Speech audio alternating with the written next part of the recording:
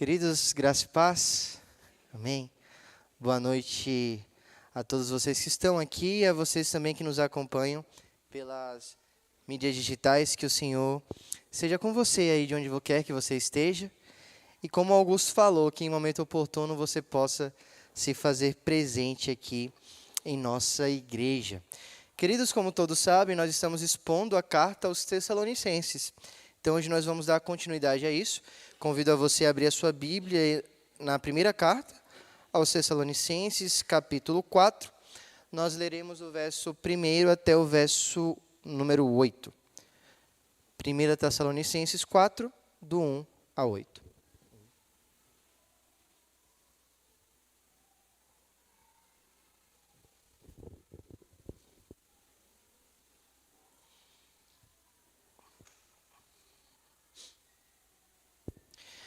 Assim então nos diz a palavra do Senhor. Finalmente, irmãos, nós vos rogamos e exortamos no Senhor Jesus que, como de nós recebestes, quanto à maneira por que deveis viver e agradar a Deus, e efetivamente estáis fazendo, continueis progredindo cada vez mais. Porque estáis inteirados de quantas instruções vos demos da parte do Senhor Jesus. Pois esta é a vontade de Deus, a vossa santificação, que vos abstenhais da prostituição, que cada um de vós saiba possuir o próprio corpo em santificação e honra, não com desejo de lascívia, como gentios que não conhecem a Deus, e que nesta matéria ninguém ofenda nem defraude a seu irmão, porque o Senhor contra todas estas coisas, como antes vos avisamos e testificamos claramente, é o vingador. Porquanto Deus não nos chamou para impureza, e sim para a santificação. Dessaste, quem rejeita essas coisas não rejeita o homem, e sim a Deus, que também vos dá o seu Espírito Santo. Façamos mais uma oração, então. Senhor nosso Deus, nós agradecemos pela oportunidade que temos de progredir no conhecimento sobre quem Tu és. Que o Teu Espírito Santo fale aos nossos corações nesta noite. Que não seja eu a falar, mas o Senhor fale através e apesar da minha vida. Seja conosco, Pai, capacita-nos. Em nome de Jesus, que nós oramos a Ti. Amém. Queridos, uma cena chocou o Brasil em setembro de 2017. Provavelmente você deve ter visto algo sobre este episódio. Aqui em São Paulo, em uma exposição de arte moderna, um rapaz, totalmente despido, deitou-se como parte de uma programação, de uma performance. E aquele rapaz deitado, então, em volta de um círculo de pessoas, é tocado por uma criança, acompanhada de sua mãe. A mãe leva essa criança que se aproxima daquele homem despido. Ela se ajoelha e começa a tocá-lo. O pior disso tudo é que essa criança estava rodeada de adultos, que todos então a olhavam e consentiam com sua ação. Diziam eles ser tudo em nome da arte.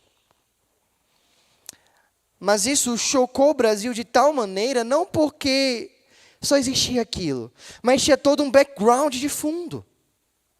Aquela cena revelava a decadência moral que nos cerca, nós como brasileiros. Mas, infelizmente, irmãos, essa cena ela não é algo pontual em nossas vidas. Você, quando olha para a sua rede social, você, quando escuta algumas músicas que estão populares hoje em dia, quando você olha para o que acontece nos filmes e nas séries, quando você começa a prestar atenção no que conversam os nossos jovens e os nossos adolescentes, o que você vê? O que você escuta? O que você percebe? Não é a mesma imoralidade sexual presente neste ato que eu mencionei a vocês?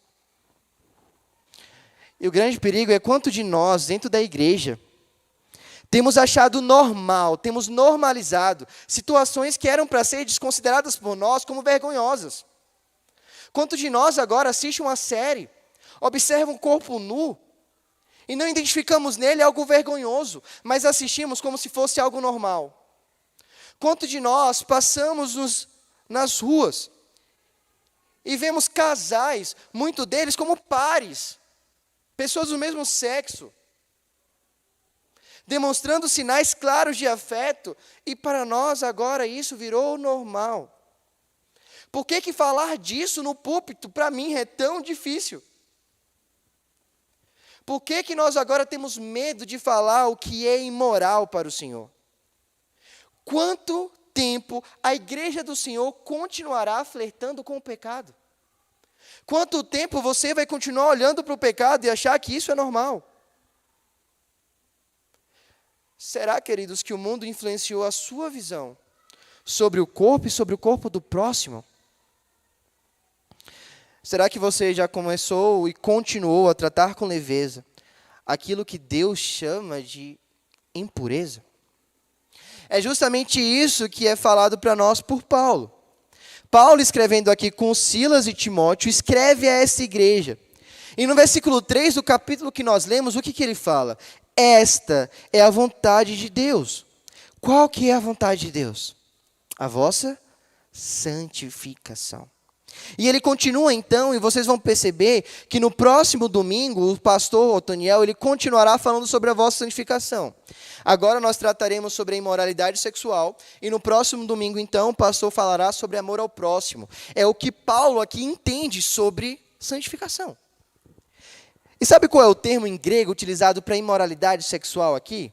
Na sua Bíblia pode estar algo como prostituição também. É o termo porneia. O que isso te lembra? Isso mesmo.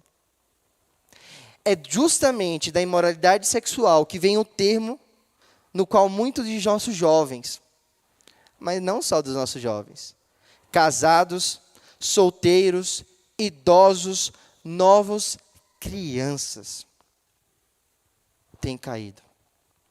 A pornografia hoje, no Brasil e no mundo, torna-se um dos mercados mais lucrativos, fonte de dinheiro.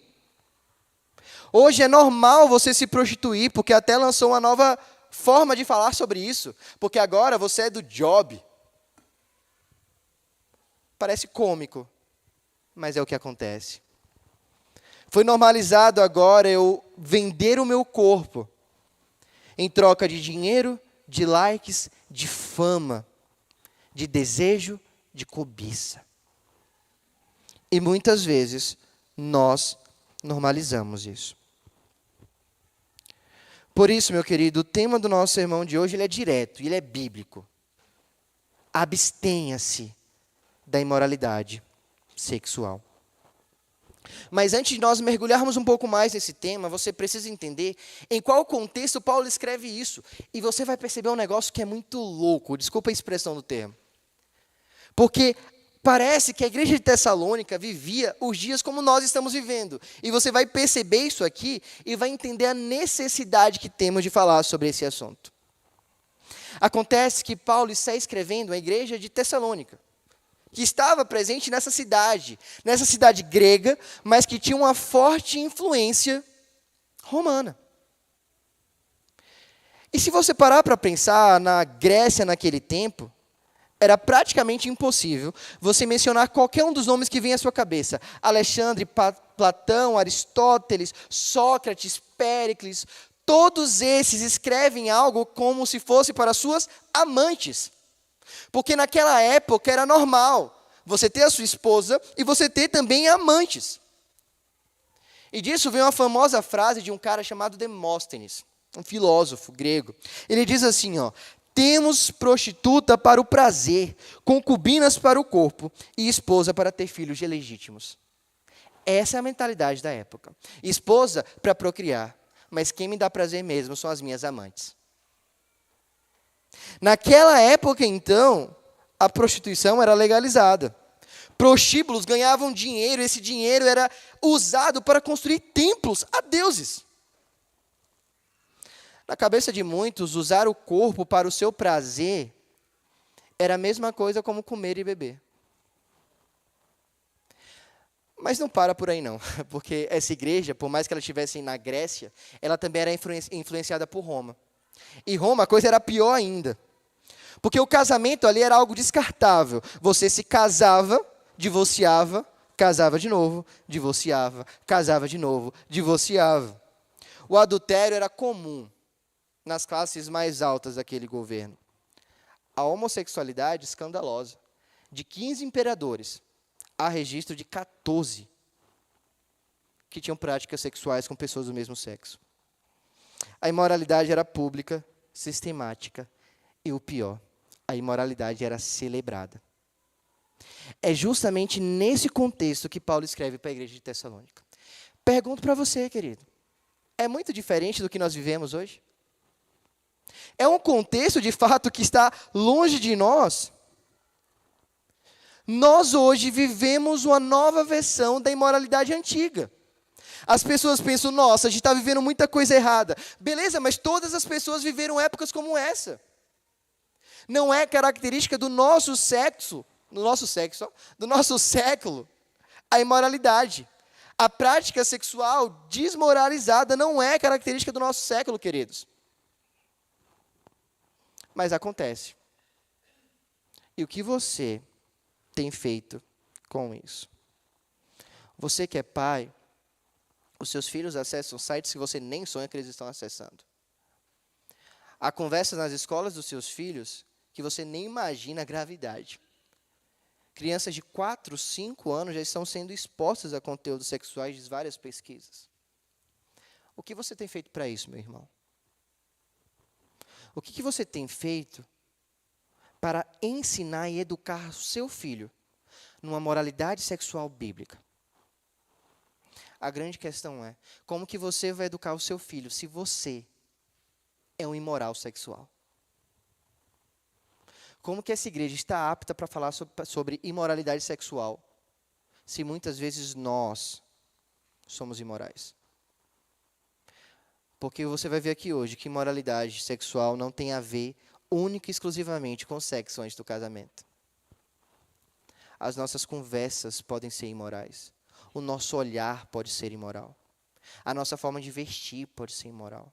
A nossa forma de falar, de gesticular, de escutar, o que nós vemos, o que nós assistimos, tudo isso pode ser imoral perante o Senhor. E ao final desse sermão, você vai perceber que todas as vezes que você faz isso, você não está pecando contra você mesmo, nem contra o seu irmão apenas. Você está pecando contra o Senhor. Mas surge uma pergunta para nós. Como que nós, então, fazemos para nos abster da imoralidade sexual, que é o tema do nosso sermão? E Paulo oferece para nós 3 perspectivas que eu queria pontuar com vocês. A primeira, então, que vai do verso 4 ao verso 5, ele fala que nós fugimos ou nos abstemos da imoralidade sexual, controlando o seu corpo como instrumento de santidade. Você quer se abster da imoralidade? Controle o seu corpo como instrumento de santidade. Observa comigo o verso 4 de 1 Tessalonicenses. Ele diz para nós que cada um deve saber possuir o seu próprio corpo. Um grande parêntese aqui, porque a gente tem um problema de interpretação aqui, tá? Porque esse termo usado para corpo, ele, na tradução livre, seria utensílio, vaso. E pode significar 2 coisas. A primeira coisa que pode significar é quando ele se refere a uma mulher, a esposa. Então, o que Paulo poderia estar falando aqui? Que cada um de vós saiba possuir a sua esposa. Ou seja, casa-se. Mas, para uma carta a uma igreja, seria muito difícil. Paulo está falando apenas para um grupo de pessoas. Então, vaso, de fato, aqui pode estar se referindo a corpo. E a gente pode encontrar isso em várias outras cartas paulinas, que a gente não vai entrar porque a gente não tem tanto tempo. Mas se você abrir sua Bíblia em 2 Coríntios 4, verso 7, se você abrir a sua Bíblia em 2 Timóteo 2, versículo 20 e 21, você vai ver que a mesma palavra é usada para se referir ao corpo humano. O que Paulo, então, está querendo falar aqui é que você deve saber controlar o seu corpo. A ética sexual do cristão, ela nasce a partir da nossa teologia. No povo de Deus, agora que você é incluído nesse povo, não há espaço mais para a imoralidade. Você é chamado a viver de modo coerente com a nova criação que já começou. Nós sempre clamamos, Maranata, vem Senhor, nós vamos viver o novo na eternidade. Sim, nós vamos. mas nós podemos começar a viver a eternidade aqui. E é interessante pensar sobre isso, porque no capítulo 4 de Tessalonicenses, até o verso 12, a gente vai ver diversas exortações práticas para a igreja. Mas do verso 12 em diante, você vai começar a ver Paulo falando sobre o céu e sobre um problema para resolver aquela igreja. Os mortos irão ressurgir ou não? Quando chega no capítulo 5, verso 12, Paulo retoma a uma vida prática. Paulo fez isso por acaso? Não. O que Paulo está falando aqui? Ó? Você vive a vida de cá, pensando na vida de lá. Nós vivemos a nossa vida aqui, crendo que nós um dia iremos nos encontrar com o Senhor. E nós precisamos nos preparar para isso. Algumas pessoas, algumas mulheres se casaram aqui nessa igreja já. E a preparação de vocês, eu creio que deve ter sido trabalhosa. Você foi ao salão, se arrumou, escolheu roupa de padrinho, de madrinha, e foi uma confusão, e arrumou a igreja, decidiu tudo. Para quê? Para se encontrar com o seu noivo, que em poucos instantes se tornaria o seu marido. É justamente essa menção, essa metáfora, que é usada para falar sobre nós, enquanto igreja. Nós somos a noiva de Cristo, então nós precisamos viver o hoje, pensando no dia de amanhã. E Paulo, então, aqui ele está exortando os tessalonicenses a entenderem que o corpo deles não é uma vitrine de exposição, mas é um altar de adoração. A forma como você lida, meu irmão, com o seu corpo, ele é um ato de culto ao Senhor. Nós vivemos em uma cultura hipersexualizada. Nós vemos pessoas comemorando, adolescentes comemoram, quando a menina ou quando o menino tem a primeira relação sexual deles. Porque é sinal de liberdade. Virou gente grande agora, né? Pessoas comemoram isso. Pessoas comemoram quando seus filhos colocam, ou suas filhas colocam um short curto e andam pela rua. Pessoas comemoram isso. Pessoas comemoram crianças que são expostas em redes sociais, dançando dancinhas virais do TikTok. E o pior, a igreja assiste. E aplaude, e deixa um like, uma curtida e um comentário. E aí você quer falar sobre moralidade sexual com a pessoa de fora. Queridos, vocês precisam entender que ser puro hoje é visto como ignorância, e até mesmo como opressão. Uma mulher que cobre o seu corpo é visto como oprimida aos olhos da sociedade. Um rapaz que não deixa se influenciar com a vida sexual antes de ser casado, é visto como o besta da turma. É visto como aquele que não entendeu nada ainda, que não sabe aproveitar a vida. Certa vez eu conversando com um chefe meu de trabalho, antigo, ele falando sobre matrimônio e tal, ele falou assim, não, mas é sério que você só vai ter relação sexual depois do casamento? Eu falei, claro que eu vou.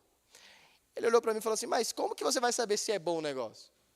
Eu falei, foi criado por Deus, dado a mim no casamento, vai ser bom. Mas vai ser bom lá. Mas se você não gostar da forma que ela se relacionará com você? Eu falei, tá, é porque você que faz antes do casamento, os casamentos de vocês são perfeitos. Né? Não há divórcio quando você faz um teste drive-in antes. Você entende como a cultura tenta inverter as coisas? Mas nós entendemos, então, que o nosso corpo não mais nos pertence. Uma vez que Cristo conquistou a nossa vida, Ele conquistou, sim, a nossa alma, o nosso espírito, todo, mas Ele conquistou todo o nosso ser. E a aplicação disso é muito ampla para você, meu querido.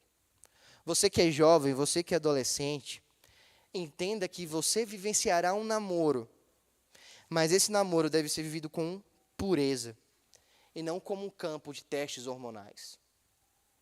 Você que é solteiro, é chamado de abstinência sexual de fato. Uma abstinência voluntária. E você, igreja, deve apoiar esse solteiro. Porque um adolescente, os hormônios dele estão assim, fervilhando. E eles precisam do apoio dos mais velhos para passar para eles experiências. Mas se você olha para um adolescente, a única coisa que você faz é julgar, julgar, julgar, julgar. O que ele está aprendendo com isso? Você que é casado, queridos, você tem um dever de guardar o seu leito conjugal com fidelidade. Isso não inclui apenas práticas sexuais fora do casamento, mas isso inclui pornografia. Isso inclui flerte com outras meninas.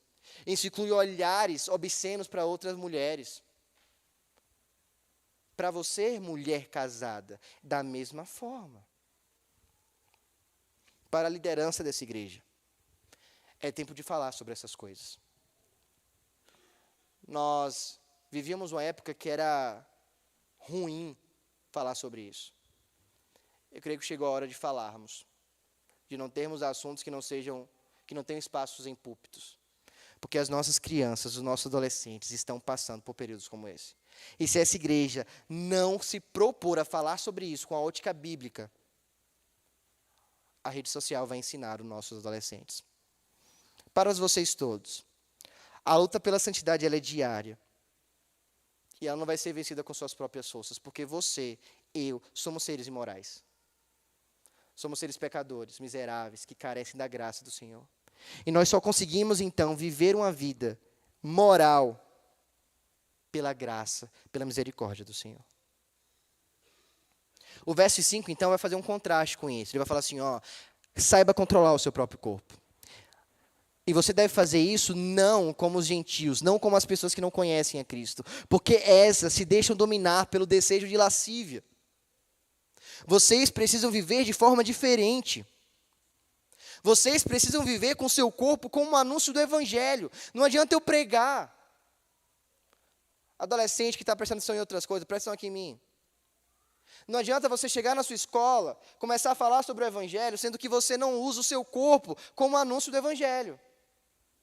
Não adianta você querer pregar para o seu amigo que não é convertido ainda, se a sua pregação não tem influência com a sua vida, cara. Presta atenção.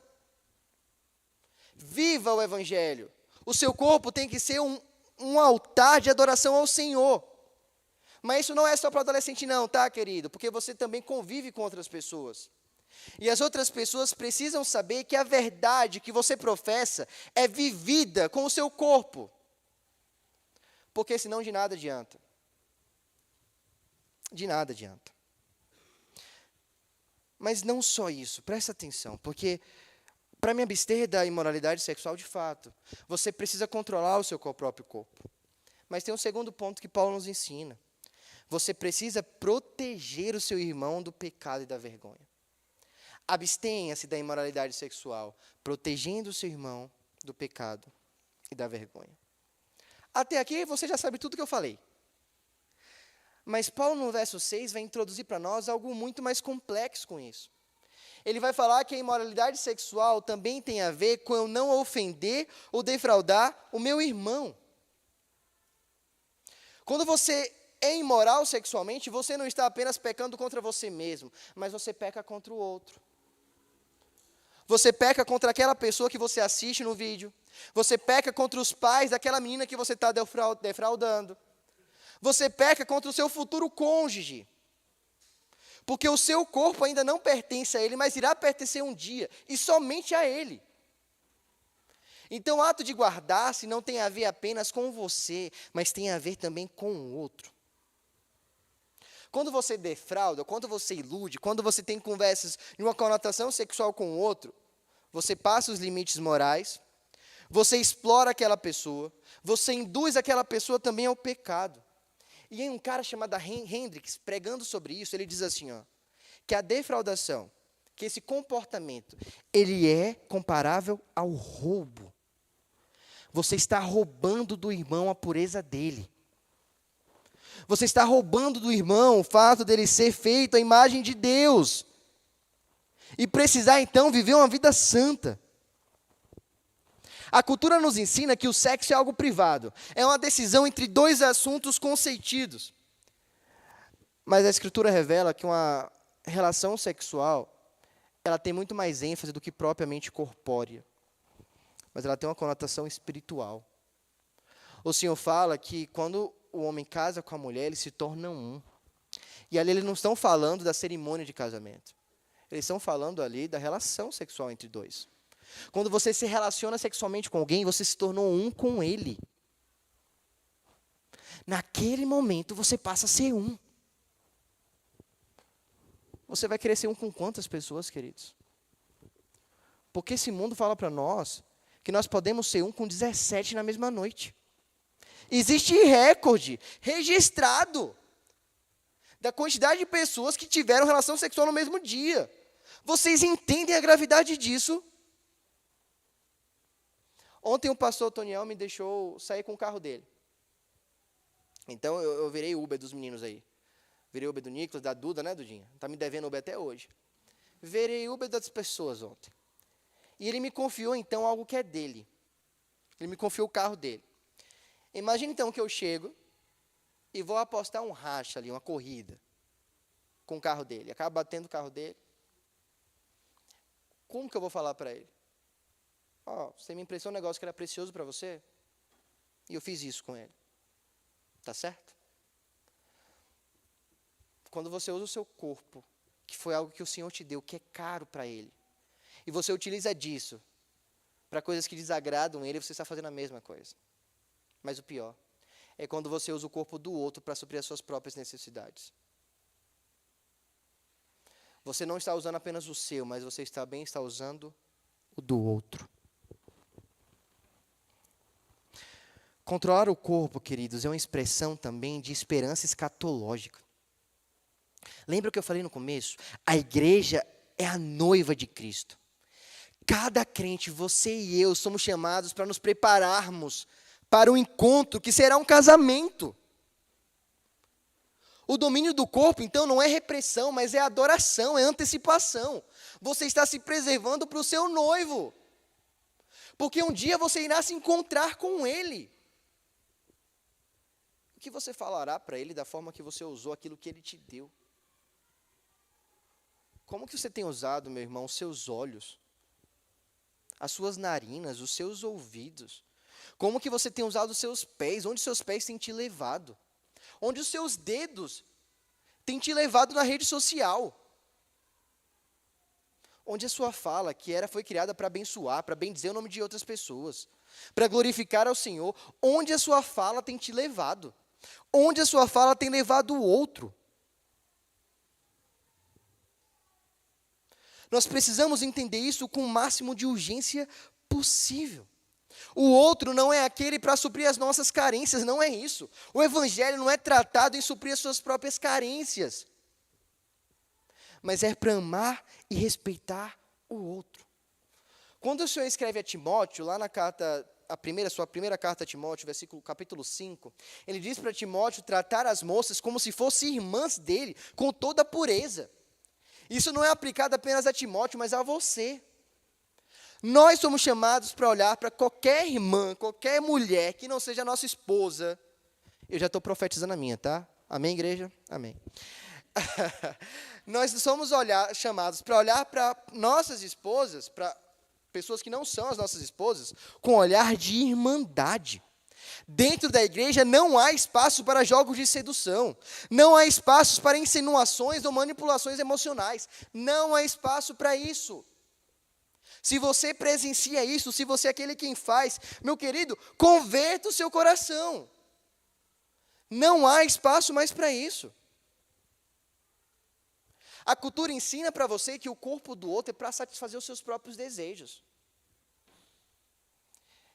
Me marca muito uma pregação que eu escutei quando era UPA ainda. E geralmente a gente olha para os pastores como aqueles caras grandões, né, que não pecam, que não faz nada. E aí, num encontro para adolescente, um pastor chegou, ele olhou, ele começou a pregar, ele falou assim: queridos, deixa eu só contar um negócio, só para vocês entenderem. Eu sou pastor, ele falou aí o tempo de pastoreio dele, mas era mais de 10 anos. Ele falou assim: 5 desses 10 anos, eu era um pastor viciado em pornografia. Muitas vezes eu já subi no púlpito antes de acessar sites pornográficos. Muitas vezes. E aí que ele começou a chorar, ele falou assim: eu queria reproduzir os vídeos que eu assistia com a minha esposa. E eu feria a minha esposa. Porque o corpo dela era para mim satisfação de prazer. O corpo dela significava para mim algo para eu me saciar. Eu era um predador e ela era minha presa. Imagine você, adolescente, ouvindo um pastor falar isso para você. Mas é algo que eu levo na minha vida até hoje. A minha esposa nunca será minha presa. A minha esposa será aquela que será amada por mim. Que será desejada sim por mim. Mas que será por mim suprida. E não ao contrário. Mas para a cultura isso é normal. Pessoas saem à caça, como diz eles. E vão caçar pessoas para os satisfazerem. Mas Cristo, irmão, Ele nos redime. Ele não redime apenas o nosso corpo, mas Ele redime também o nosso olhar. Em Cristo nós paramos de ver o próximo como nosso objeto, mas começamos a ver o próximo como quem de fato Ele é, a imagem e a semelhança do meu Criador. É uma pessoa que merece ser respeitada, que merece ser amada, da mesma forma que Cristo a amou. E a seriedade disso tudo se torna ainda mais evidente no verso 7. Coloca para nós, por favor, Duda. Porque, desculpa, o verso 6, desculpa. Porque o verso 6 diz que o próprio Senhor é o vingador. Querido adolescente, quando você fecha a porta do seu banheiro, ou quando você está em casa e ninguém mais te vê, o Senhor te assiste. Querido casado, quando sua esposa ou quando seu esposo não está ali, o Senhor te assiste. Querida viúva, por mais que seu marido não esteja mais te assistindo, o Senhor agora te assiste. Jovens, idosos, crianças, o Senhor nos assiste. Mas deixa eu falar de algo muito pior do que isso. O Senhor não apenas nos assiste, mas o Senhor é o próprio vingador disso tudo. O Senhor não nos assiste passivamente, como aquele que está assistindo um grande espetáculo com a pipoquinha na mão. Mas o Senhor de todas essas coisas, contra todas essas coisas, é o vingador. Ele é juiz, Ele é o vingador. Isso deve gerar em nosso coração temor. Porque Deus pesa todas as coisas que nós fazemos com o nosso corpo. Nós, como os presbiterianos que somos, que entendemos biblicamente que a nossa salvação vem por meio da graça, muitas vezes olhamos para as nossas obras e queremos escanteá-las. Eu já sou salvo pela graça, por que eu tenho que fazer então obras? Mas não se engane. A graça que atinge a sua vida modifica as suas obras, porque você foi chamado para a prática de boas obras. Se isso não acontece, meu querido, tem alguma coisa de errado. E sim, o Senhor vai cobrar você. O Senhor vai cobrar todas as vezes que você usou o seu corpo como algo ruim. Mas não só isso. Para você se abster da imoralidade sexual, então, a gente viu em primeiro momento que você deve controlar o seu corpo como instrumento de santidade. Em segundo momento, nós vimos que você deve proteger o seu irmão do pecado e da vergonha. Mas essa terceira exortação, ela é ainda mais lá embaixo. E eu sei que eu estou te batendo muito, mas eu vou te bater mais um pouquinho. Daqui a pouco eu paro, faço uma massagem. Mas deixa eu bater mais um pouquinho. Porque a terceira exortação diz para nós que para nos abstermos da imoralidade sexual, nós precisamos então temer a Deus. Porque Ele nos chama para a pureza e não para a rejeição. Observe o verso 5, o 8, por favor, Duda. Parece que aqui a advertência pastoral de Paulo, ela ganha um caráter solene. Porque ele vai falar assim, ó, ainda mais, tudo o que eu disse é importante, mas presta atenção nisso aqui, ele dá uma ênfase. Porque quem rejeita todos os ensinamentos dele não está rejeitando o Paulo, a Silas ou a Timóteo. Mas eles estão rejeitando o próprio Deus. O verbo para rejeitar aqui significa rejeitar com desprezo. Anular intencionalmente, desprezar com indiferença. Não é que você não conhece o que o Senhor fala para você, o Senhor você conhece. E mesmo conhecendo, você o despreza. Paulo já havia falado sobre isso no versículo 1 e no versículo 2. Ele fala que foi o Senhor quem utilizou ele para expor essas coisas para a igreja. E quando você, meu querido, despreza a ética sexual, você não está apenas falhando moralmente, mas você está falhando espiritualmente contra o Deus que estabeleceu essas normas. Quando você rejeita uma vida moral, você está rejeitando o próprio Deus que é a própria moral. Quando você rejeita essas exortações, você não está rejeitando a um Arnaud. Quando você sai daqui falando mal, nossa, por que Arnaud falou sobre esse assunto tão difícil? Você não está rejeitando a mim, você está rejeitando o próprio Senhor. Porque foi Ele quem iluminou a Paulo para escrever essas coisas para você. Você rejeita a Ele. Mas eu falei que eu ia massagear vocês, né? Aí eu vou massagear agora. Pode ficar tranquilo. Porque o mesmo Deus que é desprezado por alguns, muitas vezes por nós, bota o versículo 8, por favor, Duda. Ele é o mesmo Deus que nos concede o Espírito Santo. Lembra que eu falei para vocês que a gente não consegue viver uma vida moral pelas nossas próprias forças? Casados, por mais que vocês tenham decidido perante o Senhor, que irão agora viver uma vida sexual apenas com a sua esposa ou com seu esposo, os seus desejos, o seu coração, continuam sendo pecaminosos. Você poderá, em algum momento da sua vida, ainda incorrer no erro de desejar uma outra pessoa. Solteiros, por mais que vocês saibam que vocês precisam se abster disso tudo, em alguns momentos vocês vão olhar para aquela menina, para aquele menino, e vão desejá-lo. Muitas vezes os seus hormônios irão saltar sobre você, para que vocês então tenham práticas contrárias à moral cristã. Porque nós somos pecadores que vivem em um mundo pecaminoso. Mas o verso 8 traz para nós algo muito lindo e impactante. Porque esse mesmo Deus que traz todas essas recomendações a nós, é o mesmo Deus que nos concedeu o Espírito Santo dele. E não é pelo nosso poder, mas pelo poder do próprio Espírito Santo, que nós então podemos ter essa vida santa, que glorifique ao Senhor. Deus não exige de você apenas a pureza, mas Deus te capacita para isso. Deus te enviou o Santo Espírito dele para convencer a você da justiça, do juízo e do pecado, para te relembrar que você é amado por Deus, que nele você é completo, que você não precisa de outras pessoas para satisfazerem aquilo que o próprio Deus tem para você. Ele te dá graça para isso. Ezequiel, lá atrás, no Antigo Testamento, fala sobre isso. O Senhor fala através de Ezequiel de que Ele porá em nós o Espírito dEle. Então, levarei vocês a obedecer os meus estatutos. Nós conseguimos obedecer ao Senhor baseado no Espírito Santo dEle. A vida cristã, queridos, então, ela não é vivida pela força da carne, mas ela é vivida pelo próprio Espírito. E é interessante que esse verbo vos dá aqui está no presente. Só que lembra que eu falei para os amados que o presente no grego, ele é algo contínuo, linear. É como se o Senhor nos concedesse o Espírito Santo dele por todos os dias. Não foi justamente essa promessa que ele traz a nós em Mateus 28? E eis que eu estarei convosco todos os dias, até a consumação dos séculos.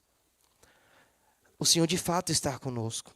Ele nos conduz no Espírito Santo dele todos os dias. Por isso, amada igreja, é exigido de você uma postura firme e compassiva na ética sexual cristã. A liderança precisa pregar sobre isso. Nós precisamos falar sobre isso. Você que já é idoso, você que já tem toda uma experiência de vida, tem um adolescente não apenas como filho de oração, como a Asaf carinhosamente adotou. Mas converse com nossos adolescentes, converse com os nossos jovens. Liderança, conversem com as nossas viúvas. Conversemos com os nossos casados. Nós precisamos falar sobre isso. Para você, crente, individualmente falando, examine, querido, se você está vivendo de fato à luz do Espírito Santo, ou você está desprezando o Santo Espírito com práticas que o entristecem. Lembre sempre que você não está sozinho. Na minha adolescência, eu sofri muito com pornografia também. Muito. E se teve uma coisa que me ajudou muito a passar por esse momento, foi entender que onde eu ia, eu levava o meu Deus junto. E todas as vezes, então, que o meu celular servia como instrumento para algo ruim para mim, eu lembrava, enquanto eu assisto, meu Deus também assiste. Você tem certeza que você quer levar Jesus para esse ambiente que você tem acessado? Você tem certeza que você quer que Jesus veja as conversas que você tem no seu WhatsApp com outras pessoas? Você tem certeza disso? Porque se você não quer, meu querido, tem alguma coisa de errado. João 14 traz para nós uma verdade interessantíssima. Ele fala que aquele que tem os meus mandamentos e os guardas, esse é o que me ama. Você ama o Senhor Jesus? Guarde os mandamentos dele.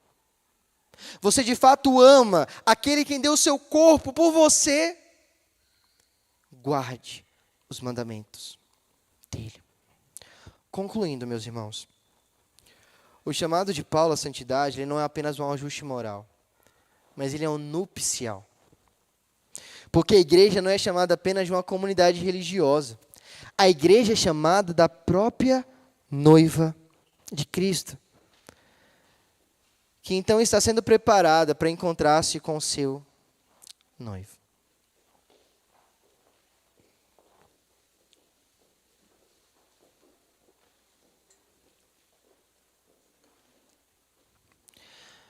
Mas por que isso importa tanto para nós?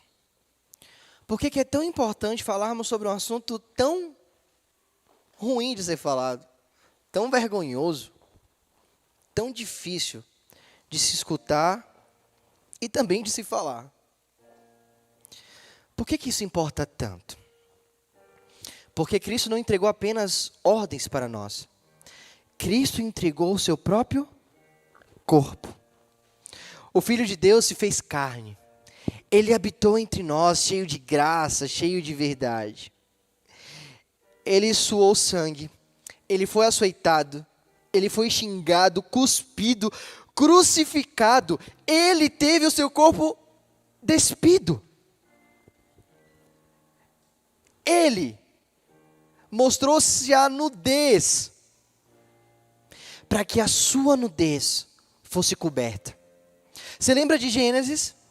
Quando Adão e Eva pecam contra o Senhor e percebem que estão nus, o que eles fazem? Eles pegam folhas para se cobrir porque eles estavam vergonhosos deles mesmos. Mas o próprio Cristo entra em ação naquele momento. E o que ele faz? Ele pega a pele de um animal para cobrir aqueles irmãos. O que ele está fazendo? Para cobrir a nossa vergonha, para cobrir a nossa nudez, precisa haver sacrifício.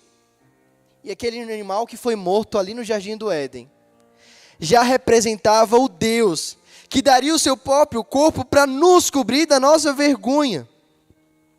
Ele é o Cordeiro que morreu em nosso lugar, que suou sangue, que teve o seu corpo rasgado, para que o nosso corpo fosse santificado. Pelas pisaduras, pelas feridas dele, diz Isaías, que nós somos sarados. A grande questão é, como então nós podemos usar os nossos corpos de maneira tão impura, banal e sensual, se eles foram comprados pelo sangue precioso de Cristo? Como usar para o pecado algo que foi liberto pela cruz? Como? Efésios nos ensina um Cristo que amou a igreja e a si mesmo se entregou por ela, para santificá-la, para purificá-la com a lavagem de água e pela palavra também, a fim de apresentá-la santa e irrepreensível perante de Deus. O corpo de Cristo foi esmagado para que o seu fosse santificado. Como você tem usado o seu corpo, meu irmão? Como você tem usado o corpo de outras pessoas? Como você tem olhado para eles? Entenda, esse é um chamado para a igreja. A igreja é chamada para se abster da imoralidade sexual. Como que você faz isso? Controle o seu próprio corpo. Respeite, proteja o seu irmão. E por fim, tema o Senhor. porque um dia Ele voltará. E como noivo que anseia pela chegada da noiva, casará conosco. Você está preparado para esse dia? Se não, há tempo ainda. O Cordeiro lavou as suas vestes. Colocou em você vestes brancas. Colocou em você um sentimento de pureza que você não tem, que eu não tenho. E agora então, nós somos chamados para continuar com as nossas vestes brancas. Façamos isso. Que entreguemos o nosso corpo em santidade ao Senhor.